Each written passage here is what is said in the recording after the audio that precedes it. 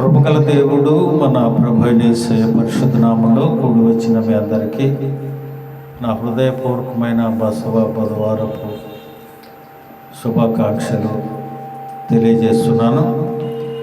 అలాగనే ప్రియమైన దేవుని బిడ్డలారా, మార్కు సువార్త 1వ అధ్యాయము 13వ వచనాన్ని చదువుకొని వాక్యాన్ని ధ్యానం చేసుకుందాం. మార్కు సువార్త 1వ అధ్యాయము 13వ వచనం.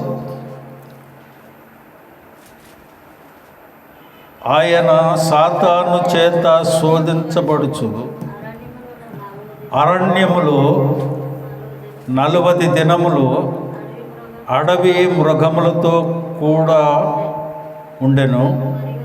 మరియు దేవదూతలు ఆయనకు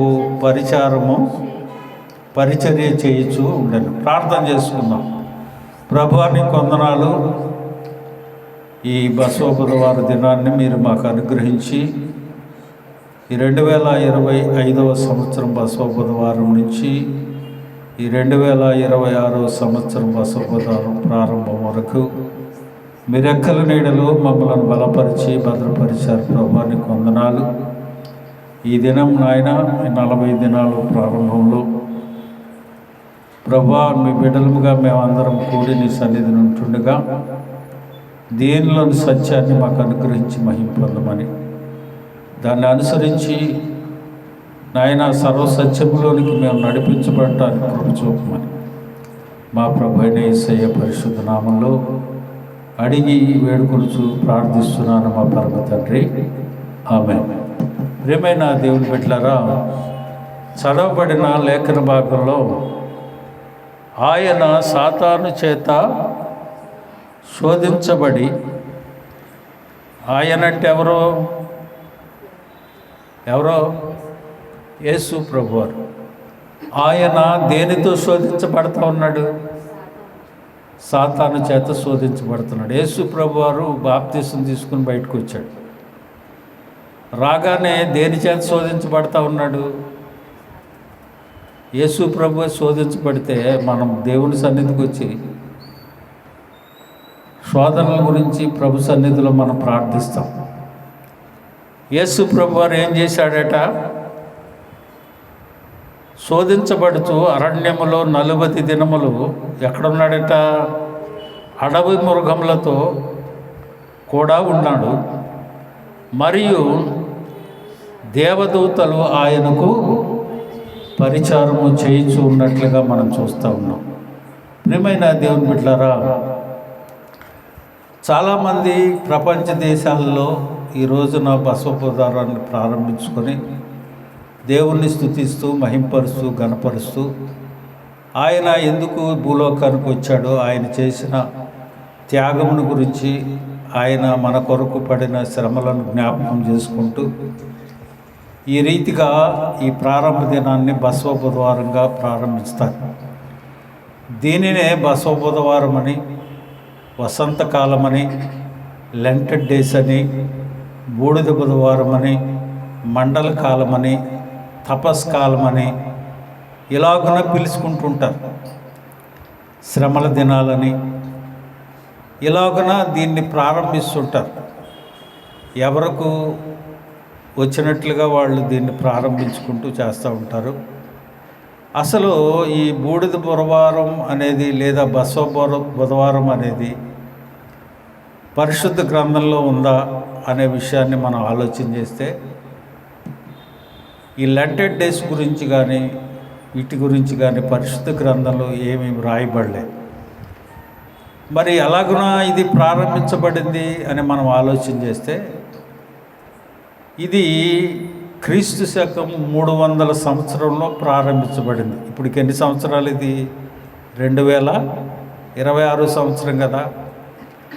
300 సంవత్సరాల క్రితం అంటే 2026 నుంచి 300 తీసేయండి.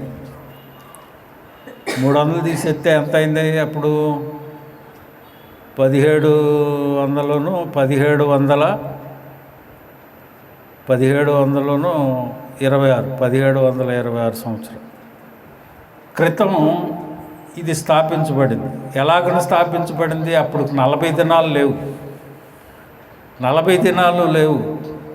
అప్పుడు క్రైస్తవులుగా పిలువబడేవారు రోమన్ క్యాథలిక్ RCM సంఘం, వారికి ఆపోజిట్గా క్యాథలిక్లకి ఆపోజిట్గా ప్రొటెస్టెంట్స్ అంటే స్వతహాగా సంఘాలు ఏర్పాటు చేసి స్థాపించుకుని నడిపించుకునే వాళ్ళు రెండే ఉండేవి. ఒకటి RCM క్యాథలిక్లు, 2 ప్రొటెస్టెంట్స్. సరే, వీళ్ళిద్దరు కలిసి ఏం చేశారంటే, దేవుణ్ణి ఆరాధించడానికి మనం ఒక సమయాన్ని కేటాయించుకోవాలి అని ఆదివారాన్ని ప్రారంభించి పునరుద్ధాన దినాన్ని స్టార్ట్ చేసి, అంతకుముందు శనివారం ఆరాధించేవాళ్ళు, విశ్రాంతి దినంగా ఉండేది. ఆదివారాన్ని ఏర్పాటు చేసుకొని వీళ్ళు ఏం చేశారంటే, ఒక 40 గంటలు సంవత్సరంలో, ఆదివారం కాకుండా సంవత్సరంలో ఒక 40 గంటలు ప్రభువుని మనం స్తుతిద్దాం. ఆదివారం వేరే, కానీ ఈ 40 గంటలు ప్రత్యేకత.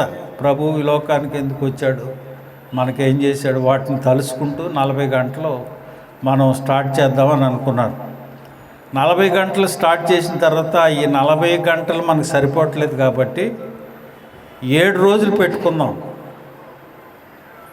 అది ఎలాగా, మట్టలాదివారం నుంచి ఆదివారం వరకు, పునరుద్ధాన దినం వరకు, ఇలాగ 7 రోజులు మనం స్టార్ట్ చేద్దామని అనుకున్నారు. ఈ 7 రోజులు స్టార్ట్ చేసిన తర్వాత 40 గంటలు అయిపోయింది, 7 రోజులు అయిపోయింది. మళ్ళీ వీళ్ళు ఏం చేశారంటే, 7 రోజులు కూడా మనకు సరిపోవట్లేదు కాబట్టి క్రీస్తు శకము 325, అప్పటికి 25 సంవత్సరాలు పూర్తయిపోయింది. ఈ 2 RCM తర్వాత ప్రొటెస్టెంట్స్లు కలిసి 25 సంవత్సరాల తర్వాత, అబ్బాయి ఇది కూడా మనకు సరిపోవట్లేదు కాబట్టి 40 రోజులు మనం ఏర్పాటు చేసుకొని దేవుని స్తుతిద్దాం అని ఎప్పుడు స్టార్ట్ చేశారు? 325 సంవత్సరాల క్రితం దీన్ని స్టార్ట్ చేశారు. ఎందుకని? దేవుణ్ణి ఆరాధించటానికి. ఆ ఆరాధన క్రమం ఎలా మారిందంటే, యేసు ప్రభువారు సిలువ వేయబడటానికి ముందు 40 రోజులు ఆరాధన అనేదాన్ని ఈ రోమన్ క్యాథలిక్లు తీసుకొచ్చి ఈ ఆరాధన ప్రారంభం చేశారు. దీనికే వీళ్ళు ఏం పేరు పెట్టారంటే, సిద్ధపాటు దిద్దుబాటు కాలం. మనం సిద్ధపడటానికి, మనలో ఉన్న లోపాలని దిద్దు చేసుకోవటానికి, పశ్చాత్తాపానికి సాదృశ్యంగా దీన్ని పెట్టారు. పాతది పోయి, అంటే వసంతకాలం అంటారు కదా, పాత ఆకులన్నీ రాలిపోయి చిగురిస్తే వసంతకాలం. అలాగనే మన పాతయన్ని పాపాలన్నీ తీసేసి దేవుని సన్నిధిలో చిగురించడానికి దీన్ని వసంతకాలంగా పెట్టుకుందాం. అలాగనే బూడిద పూసుకొని అంటే పరిశుద్ధ గ్రంథంలో బూడిదని గురించి 35 సార్లు రాయబడింది. తగ్గింపు జీవితానికి సాదృశ్యంగా వీళ్ళు ఏం చేశారంటే, ఆదివారం మట్టలాదివారం ఉంటుంది కదా, ఆ మట్టలు పట్టుకొని ఊరంట తిరిగి, లేదా ఆ మట్టలను ఉంచుకొని వాటిని ఎండబెట్టి వాటిని కాల్చి బూడిద చేసి ఆ బూడిదని దాచుకొని, ఈ బూడిద బుధవారం నెక్స్ట్ ఇయర్ వస్తుంది కదా, అప్పుడు ఈ బూడిద రాసుకోవటం మొదలుపెట్టారు. ఇప్పుడు చూడండి, ఆయా సంఘాల్లో, RCM సంఘాల్లో రాసుకుంటుంటారు, బూడిద తలకు రాసుకుంటుంటారు, వాళ్ళు ఆచరిస్తారు దీన్ని. అలాగున దీన్ని ప్రారంభించడం జరిగింది. ప్రియమైన దేవుని బిడ్డలారా, ఈ 40 అనే దాన్ని ఎలాగున ప్రారంభించారు అని అంటే, యేసు ప్రభు వారు సిలువలో ఇందాక మనం చదువుకున్న వాక్య భాగంలో 40 దినాలు శోధించడానికి వెళ్ళారు కదా, 40 తీసుకున్నారు. అంతేకాకుండా నోవహు కాలంలో 40 రోజులు జలప్రళయం వచ్చింది, మొత్తం ప్రపంచం అంతా మునిగిపోయింది, ఒక నోవహు కుటుంబమే రక్షించబడింది. అలాగను వారు ఏ రీతిగా సిద్ధపడ్డారో ఆ 40 దినాలలో కూడా 40 రోజులు ఏ రీతిగా వచ్చిందో ఆ 40 తీసుకున్నారు. మోషే కొండ ఎక్కినప్పుడు, మోషే కొండ మీద రేయింబగులు 40 దినాలు ఉన్నట్టుగా పరిశుద్ధ గ్రంథం దేవుని సన్నిధిలో గడిపాడు ఆయన. ఆ 40 గురించి కూడా పెట్టుకున్నారు. అంతేకాదు గొలియాతు ఇశ్రాయేలు మీదకి వచ్చినప్పుడు 40 దినాలు సవాలు చేస్తాడు. ఆ 40 దినాల్లోనే దావీదు గారు కూడా వెళ్ళి గొలియాతుని సంహరించడం జరుగుతుంది. అలాగనే 40 దినాలు సిద్ధపాటు కాలంగా గొలియాతుని సాతానుతో పోల్చుకొని దాన్ని సంహరించడానికి బలాన్ని పుంజుకోవటానికి కూడా దాన్ని పెట్టారు. అలాగే శ్రమ పడిన తర్వాత 40 దినాల వరకు కనపడుచు దేవుడు యేసుప్రభు వారు సిలువ వేయబడిన తర్వాత పునరుద్ధరణ అయిన తర్వాత 40 దినాలు ఈ భూలోకంలో సంచరించి శిష్యులకు ఆయా మనుషులకు కనపడుతూ ఉన్నట్టుగా పరిశుద్ధ గ్రంథం తేల్చబడింది. కనుక ప్రియమైన దేవుని బిడ్డలారా, అలాగున ఈ 40 దినాలు ప్రారంభించడం జరిగింది. దాన్ని ఈ రీతిగా మనకి ఇష్టానుసారంగా వీళ్ళు మలుసుకొని వాటిని అనుసరించటం నడుస్తూ ఉంది. అలాగనే చూడండి, బూడిదని గురించి పరిశుద్ధ గ్రంథంలో 35 సార్లు రాయబడిందని చెప్పాను కదా. ఆదికాండ గ్రంథంలో అబ్రహాం గారు ఒక మాట అంటాడు. అక్కడ 18వ అధ్యాయము 27వ వచనం, ఆదికాండ గ్రంథంలో 18వ అధ్యాయం 27వ వచనం. అందుకు అబ్రహాము, ఇదిగో ధూళియు బూడిదయు అయిన నేను ప్రభువుతో మాటలాడ తెగించుచున్నాను అని అంటాడు. దాన్ని ఏంతో పోల్చుకున్నాడు ఆయన? అబ్రహాం గారు దేవదూతలతో మాట్లాడుతూ ఏమంటున్నాడు? ధూళియు బూడిదనైనాను. తను తాను ఏ రీతిగా పోల్చుకుంటున్నాడు? బూడిదతో పోల్చుకున్నాడు. కాబట్టి ఒక మనిషి బూడిదతో బసవబుధవారాన్ని ఎందుకు ప్రారంభించాడు? తనలో ఉన్న ప్రతిదాన్ని కాల్చివేయబడటానికి, దోషమే కానీ పాపమే కానీ ఇటు అపవిత్రత కానీ లేకుండా కాల్చివేయబోయి బూడిదగా మార్చబడటానికి సూచనగా చెప్పుకుంటున్నాడు. అలాగే చూడండి, లేవీకాండంలో 16వ అధ్యాయము 19 లేవీకాండము 16వ అధ్యాయము 34వ వచనంలో కూడా లేవీలకున్న ఆ టైంలో వ్రాయబడిన సంగతి, సంవత్సరమునకు ఒకసారి ఇశ్రాయేలీల సమస్త పాపములను బట్టి వారి నిమిత్తము ప్రాయశ్చిత్తము చేయుటకై ఇది మీకు నిత్యమైన కట్టడ యెహోవా మోషేకు ఆజ్ఞాపించి అతడు చేశాను. అబ్బాయి, సంవత్సరానికి ఒకసారి ఇలా చేయండి మీరు అని మోషేకు దేవుడు చెప్పాడు. కాబట్టి దీన్ని మనం కూడా ఆచరించవచ్చు అనే విషయాన్ని ఇది కట్టడగా భావించి దీన్ని ఆచరించడం జరుగుతూ ఉంది. అలాగనే సంఖ్యాకాండము 19వ అధ్యాయము 9వ వచనంలో కూడా, మరియు పవిత్రుడైన ఒకడు ఆ పెయ్య యొక్క భస్మమును పోగు చేసి పాళెము వెలుపలకు పవిత్ర స్థలమందు ఉంచవలెను. పాప పరిహారార్థ జలముగా ఇశ్రాయేలీయుల సమాజమునకు దాన్ని భద్రము చేయవలను. అది పాప పరిహారార్థ బలి. యేసు ప్రభు వారిని సూచిస్తూ ఆయన ఏ రీతిగా గవని వెలుపలకి సిలువ వేయబడి పాప పరిహారార్థ బలి చెల్లించాడో ఆ రీతిగానే వీటన్నిటినీ సరిచూసుకుంటూ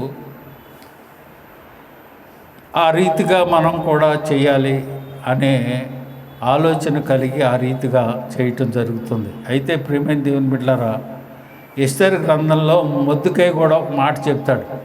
ఏమంటాడు చూడండి, ఎస్తేరు గ్రంథము 4వ అధ్యాయము 1వ వచనము. జరిగినదంతయు తెలియగా మొర్దెకై తన బట్టలు చింపుకొని గోనెపట్ట వేసుకొని బూడిద పూసుకొని పట్టణము మధ్య బయలు వెళ్ళి మహాశోకముతో రోదన చేయిసుండెను. అంటే బూడిదను దేన్ని చూపిస్తుందని చెప్పాను? తన్ను తాను తగ్గించుకుంటాం చూపిస్తుందని చెప్పాను. కాబట్టి మొర్దెకై ఆ రీతిగా తను తాను తగ్గించుకొని మహాశోకముతో రోదనతో దేవుని సన్నిధిలో ప్రార్థించినట్లుగా దేవుని వాక్యము సెలవిస్తూ ఉంది. ఆ రీతిగానే ఆచరించటం ప్రాముఖ్యం కాదు, కానీ భక్తులు ఏ రీతిగా వారు చేశారో ఆ రీతిగా మనం కూడా చేస్తే కార్యాలు జరుగుతాయి అనే ఉద్దేశంతో దీన్ని ఆచరించడం జరుగుతుంది. ఏమంటాడు? ఏబు గ్రంథంలో 42వ అధ్యాయము 6వ వచనంలో, కావున నన్ను నేను అసహించుకొని ధూళిలోనూ బూడిదలోనూ పడి పశ్చాత్తాపడుచున్నారు. దేన్ని సూచిస్తూ ఉంది? బూడిద తగ్గింపు జీవితాన్ని, తర్వాత పశ్చాత్తాపాన్ని చూపిస్తూ ఉంది. కనుక దేవుని సన్నిధిలో నిన్ను నీవు తగ్గించుకొని పశ్చాత్తాప్తుడై ఉండాలి అని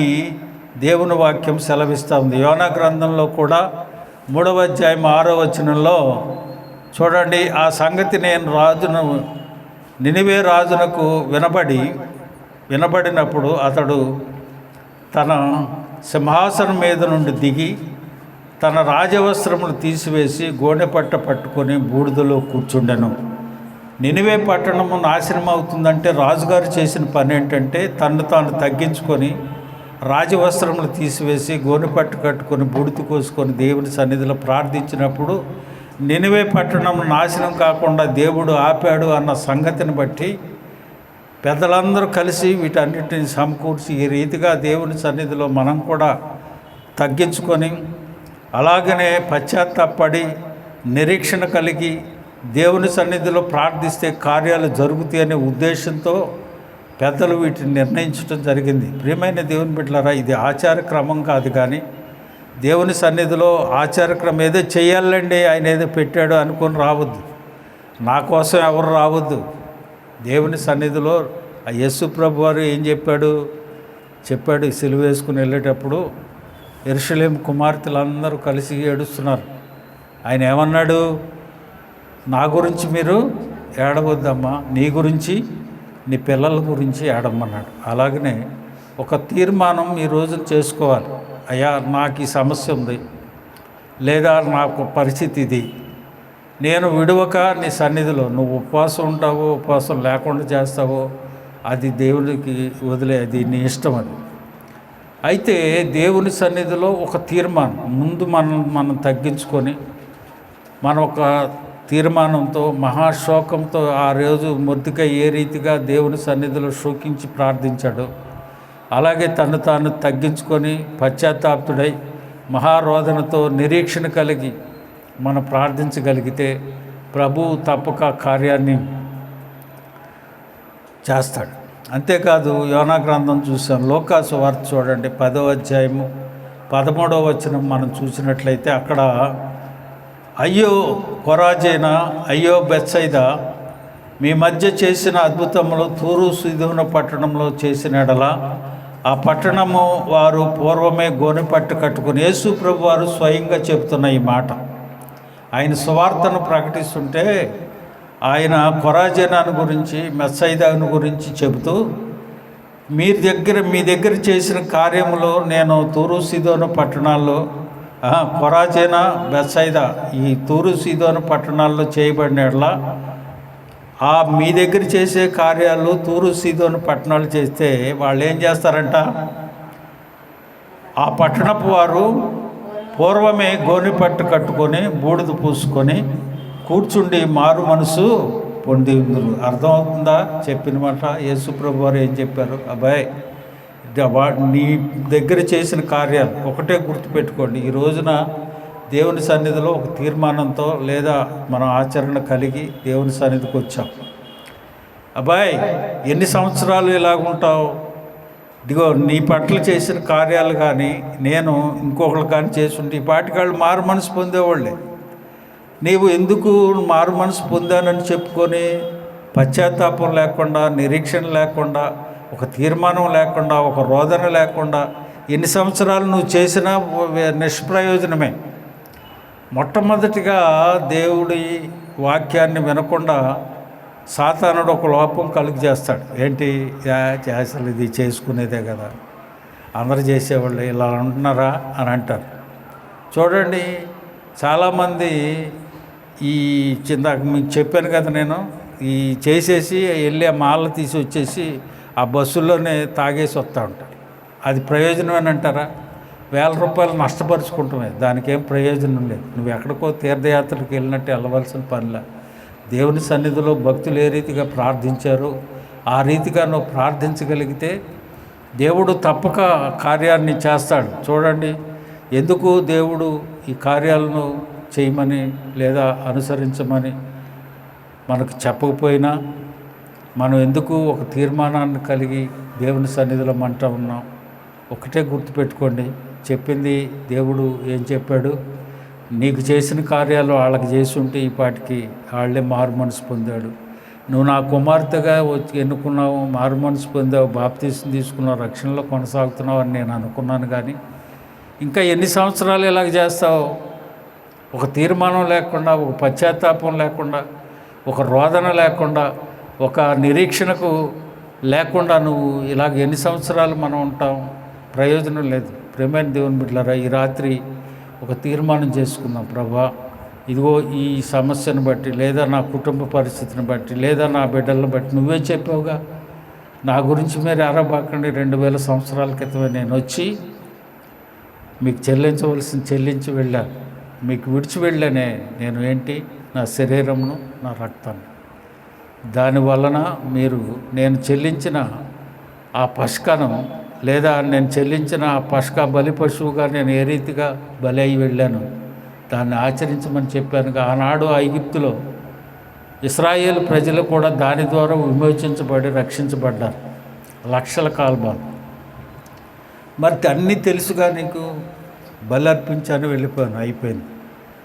నీవు నీ దేవుని సన్నిధిలో ప్రార్థించి ఆయన రాకడ కొరకు నిరీక్షించాలి. కనుక ప్రియమైన దేవుని బిడ్డలారా, ఏదో ఒక ఆచారంగా కాకుండా ఒక తీర్మానంగా చేసుకొని, లేదు తప్పక మేము ప్రభు సన్నిధిని గడపాలి, ఈ 40 దినాలు దేవుని వాక్యాన్ని వినాలి, దేవుని సన్నిధిలో నేను ప్రార్థించుకోవాలి అనే ఒక తీర్మానం కలిగి ఈరోజు తీర్మానం చేసుకుని ప్రార్థించగలిగితే ప్రభువు తప్పక ఆ కార్యము జరిగిస్తాడు. అట్టి కృపా ప్రభు మనకు అనుగ్రహించును.